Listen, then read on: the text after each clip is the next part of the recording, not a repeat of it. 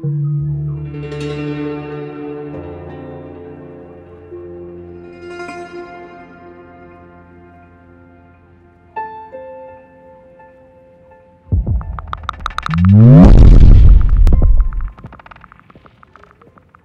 Friends, I hope कि आप लोग बिल्कुल ठीक होंगे।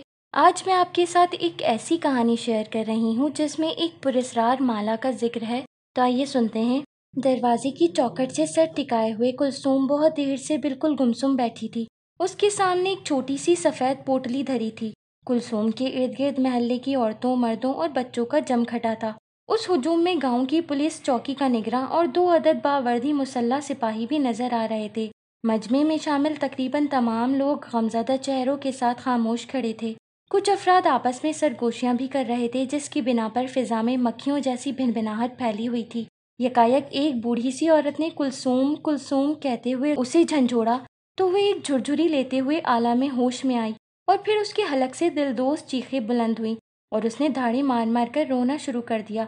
अपने सामने पड़ी हुई पोटली को उठाकर वो कभी उसे आंखों से मलती, कभी सीने से लगाती और कभी बुरी तरह चूमने लगती। कुलसूम की ये हालत देखकर ज्यादातर औरतें तो उसके साथ आंसू बहाने लगीं, जबकि कुछ मर्दों की आंखें नम हो गईं। बूढ़े चौकी इंचार्ज कांस्टेबल जाफर ने जब कुलसूम को तसल्ली देने के लिए उसके सर पर अपना शफकत भरा हाथ फेरा तो उसके लम्स से कुलसूम के जज्बात मजीद भड़क उठे। उसने शिद्दत गम से मगलूब होकर एक भयानक चीख मारी, जिसे सुनकर कई लोग खौफजदा होकर पीछे हट गए और उसके साथ ही कुलसूम तेवरा कर जमीन पर गिरी और दुनिया माफिया से बेखबर हो गई। सिंध के जिले सखर की तहसील पनु आकिल के मौला डिनू गोट की रिहायशी कुलसूम एक खारी की बेटी थी। वो सिर्फ 15 बरस की थी जब उसकी शादी महकमा उन्हार के बेलदार खमीसू खान से हुई, जो खुद भी 19-20 बरस का नौजवान था। 16 बरस की कुलसूम एक बेटे की माँ बन गई। ताहम कमसुनी, ना तजुर्बेकारी और गांव की दाया की बेनियाजाना रवैये के सबब ज़िचकी के दौरान कुलसूम की अंदरूनी जिस्मानी आज़ा में कुछ ऐसी पेचीदगियां पैदा हुईं कि वो आइंदा के लिए माँ बनने की सलाहियत से महरूम हो गई।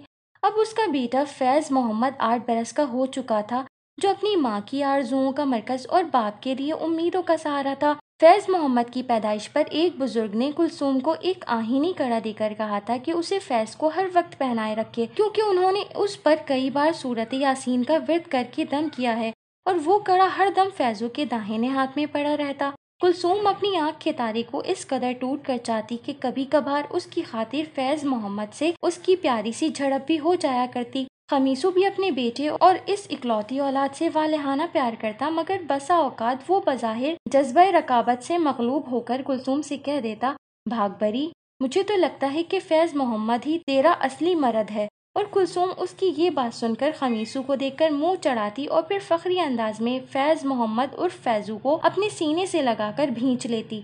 ये मंजर देखकर खमीसू भी हंस पड़ता। कुलसूम अपने बेटे की मोहब्बत में इस हद तक सरशार थी, वो शौहर तो कुजा उस हवाले से अपने माँ बाप को भी खातिर में नहीं लाती थी।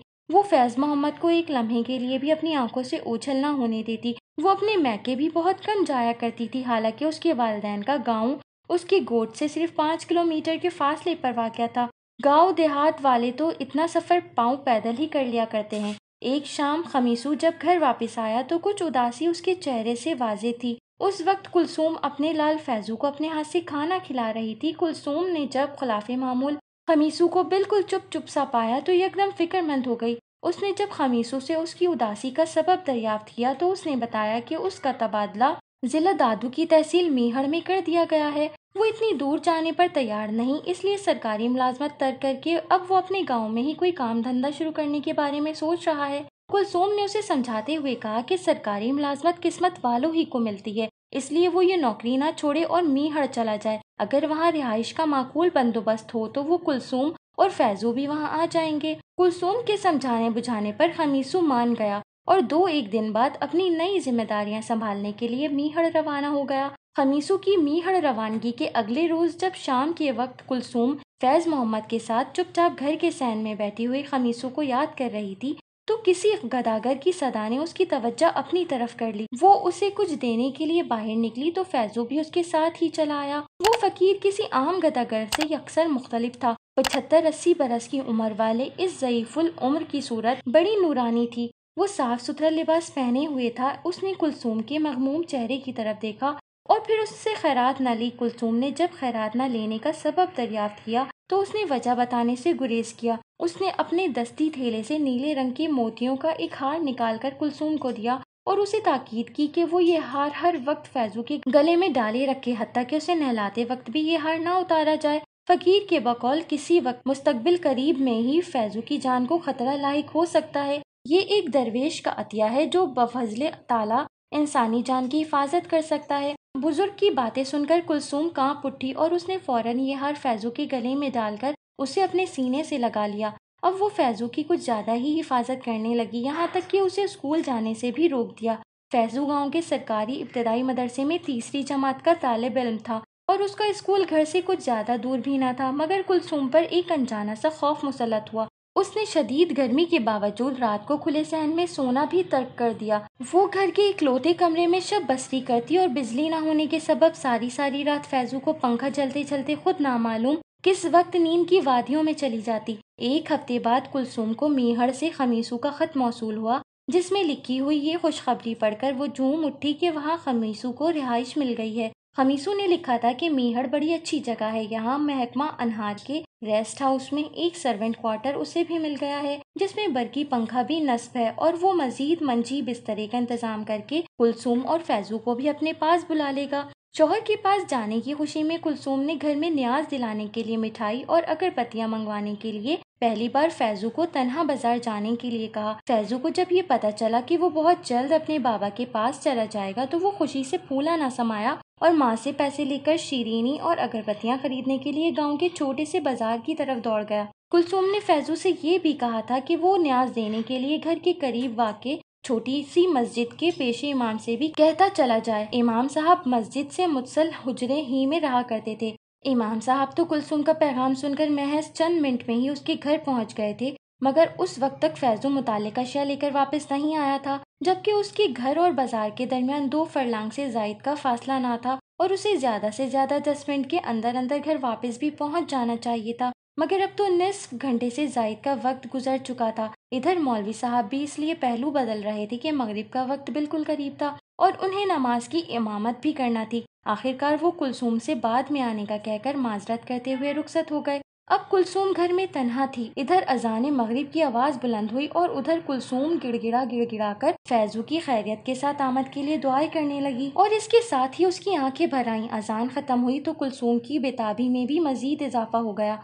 और वो फैजू की तलाश में घर से निकल खड़ी हुई। वो सबसे पहले गांव के छोटे से चंद दुकानों वाले बाजार में गई, मगर वो तो मगरिब की अजान से पहले ही बंद हो जाया करता था। चाय के एक खोखे के सिवा वहाँ कोई दुकान खुली नजर न आई। गांव में अमूमन सब लोग एक दूसरे को पहचानते हैं। कुलसूम ने चाय वाले और वहाँ बैठे हुए चंद चाय नोशी करने वाले अफराद से फैजू के बारे में दरियाफ्त किया तो सबका जवाब नफी में था। उनमें से किसी ने फैजू को बाजार में आते हुए नहीं देखा था। उसका गोठ 200-300 घरों पर ही तो मुश्तमिल था। उसने पागलों की मानिंद गांव के एक घर में जाकर फैजू के बारे में दरियाफ्त, मगर फैजू को न जाने आसमान खा गया था या जमीन निगल गई थी। उसे मिलना था ना मिला, हत्ता कि पूरी रात बीत गई और सफेदा सहर नमूदार होने लगा। कुलसूम का शिद्दत गम से बुरा हाल था। इसी आलम में वो चलते चलते एक गली में चकरा कर गिर पड़ी और बेहोश हो गई, जहाँ से कुछ लोगों ने उसे उठाकर उसके घर पहुँचा दिया। ये 80 की दहाई का वाक़या है। उन दिनों जिला सखर, शिकारपुर, घोटकी और जैकमाबाद सिंध के 2 मशहूर डाकुओं कारोमाची और कालू मीर बहर के गुरोहों की वारदातों के मराकज थे। कुलसूम जब होश में आई तो उसने सबसे पहले ये सोचा कि शायद कोई डाकू फैज मोहम्मद को अगवा बराए तावान के लिए उठाकर ले गया हो, लेकिन ये बात इसलिए करीने कयास ना थी कि डाकू और रहजन देखभाल कर वारदातें करते हैं। वो पहले इस अमर को यकीनी बनाते हैं कि वो जिस शख्स के घर डाका मारने जा रहे हैं या उसे तावान के लिए अगवा करने का इरादा रखते हैं, उसके जरिए उन्हें किस हद तक माल मिल सकता है। तो भला गरीब और मफलूकुल हाल कुलसूम से उन्हें क्या हासिल होता। बहरहाल रोती धोती कुलसूम महल्ले के 2-1 अफराद को साथ लेकर पुलिस चौकी गई, जहां उसने फैज मोहम्मद की गुमशुदगी की रिपोर्ट दर्ज कराई। उसने बस्ती के एक नौजवान को मीहड़ भी रवाना किया ताकि वो खमीसू को फैज मोहम्मद के लापता होने से बाखबर कर दे। यहाँ ये अमर भी अफसोसनाक था कि शादी के बाद के 8-9 बरसों में खमीसू और कुलसूम के वालिदैन रहलत कर चुके थे। खमीसू के करीबी अजीज़ो अकारिब नवाब शाह में रहते थे, जबकि कुलसूम के बहन भाई यहाँ से बहुत दूर कराची शहर में जा बसे थे। गोया गोट मौला डिनू में कुलसूम का कोई हकीकी सरपरस्त ना था। ये और बात है, गांव के सादा लो अफराद आपस में एक दूसरे का बड़ा ख्याल रखते हैं। गुमशुदगी की रिपोर्ट में कुलसूम ने लिखवाया था कि फैजू के बदन पर तो पूरा लिबास भीना था। गर्मियों की वजह से वो सिर्फ एक बोसीदा बनियान और पुराने से निकर में मलबूस था, जबकि उसके पैरों में रबर के चप्पल थे।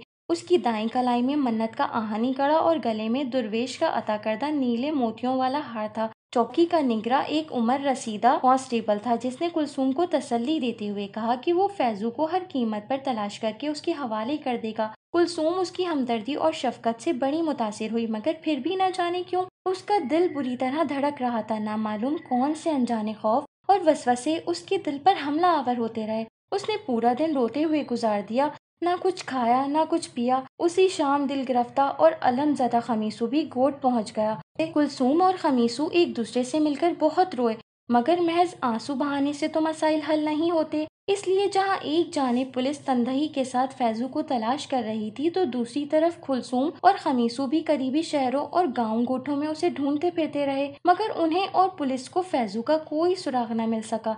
बेटे के सदमे से नौजवान खमीसू और कुलसूम सिर्फ चंद रोज में बरसों के बीमार और बूढ़े दिखाई देने लगे। एक रोज एक कांस्टेबल को मामूल की गश्त के दौरान गोट के नजदीक एक पहाड़ी टीले पर फैज के हाथ वाला आहीनी कड़ा पड़ा हुआ मिला। उसने जब करबो चवार का जायजा लिया तो उसे वहीं एक नजदीकी गड्ढे में इंसानी जिस्म की हड्डियों का एक पंजर दिखाई दिया, जिसका तमाम गोश्त जंगली जानवर और चील कौवे खा चुके थे। उस ढांचे के करीब से उसे कपड़ों के चंद चीथड़े भी दिखाई दिए, जो यकीनन कभी किसी बनियान और नेकर का हिस्सा रहे होंगे। सिपाही ने फौरन चौकी इंचार्ज को उन अशिया के मिलने की इत्तला दी, जिसने मौके पर पहुंचकर मुतालिका अशिया और हड्डियों के ढांचे को अपनी तहवील में ले लिया। जब उसने कुलसूम और खमीसू को चौकी तलब करके उन अशिया की शनाख्त करवाई, तो कुलसूम आहीनी कड़ा देखते ही बेहोश हो गई, जबकि खमीसू अपना सर पीटने लगा। अब इस अमर में कोई शक शुबा न था कि ये हड्डियों का छोटा सा पंजर उसके इकलौते बेटे फैजू का है, जो सिर्फ चंद रोज पहले एक हंसमुख, सेहतमंद और खेलता खालता बच्चा था। खमीसू ने बहुत मुश्किल से कुलसूम को अपने घर तक पहुंचाया, मगर उसकी दीवानगी में कोई फर्क वाक़या न हुआ।